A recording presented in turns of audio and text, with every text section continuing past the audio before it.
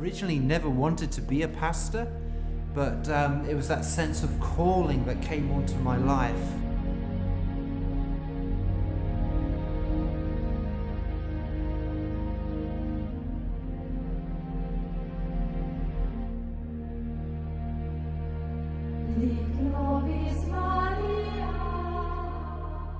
I am Matt Tricker. I'm Pastor Matt Tricker in the South Wales Valleys in a little village called Pentrebach. Got on the plane, went over, and it was just mind-blowing. And to go over and live with the Mennonites and the Amish and to see a simple way of living and how they lived out their Christianity. I couldn't ignore an opportunity like that. How we're to be peacekeepers in this world, that's what really stood out to me. Why do people suffer? When I can remember like being back in the States and I'm out on the streets and it's late at night and I'm talking with maybe say different prostitutes and different drug dealers. And I'm listening to their stories of torture and abuse. How can I put it? And trying to journey with some of these people in helping them. And it's like, God, why don't you break in? Does God want those sort of things to happen? I don't think he does. Can't force God. And it's difficult. It's painful. Yeah.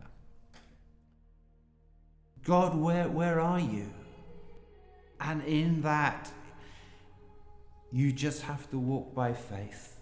Remember what God has done in the past, that he is there, he is not silent, he is in full control, even when we are not.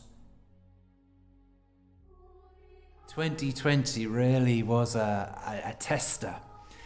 Because you had to become a little bit more creative, you had to think out of the box. So I ended up doing a lot more videos and film on YouTube to try and connect with people, because people were feeling so isolated and cut off. And as Christians, we value fellowship and our relationships with one another. So that's been quite difficult. And I do think when there is silence, God sees our faith in that. Even if it's so tiny, so small, God sees that little chink of faith and he is glorified.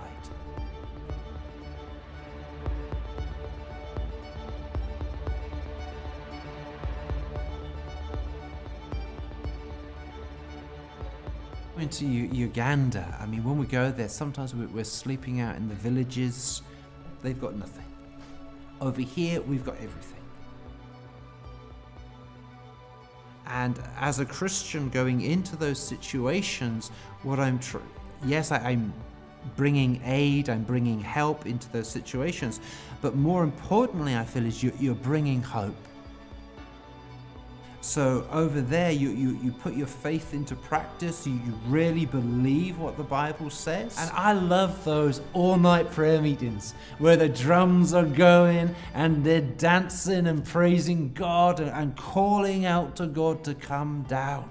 Seeing and knowing the tangible presence of God, I come back to the UK and that's what I want for this church. So over 30 years of a life dedicated to faith, do you have any regrets? No regrets at all. No, it's been the best life ever.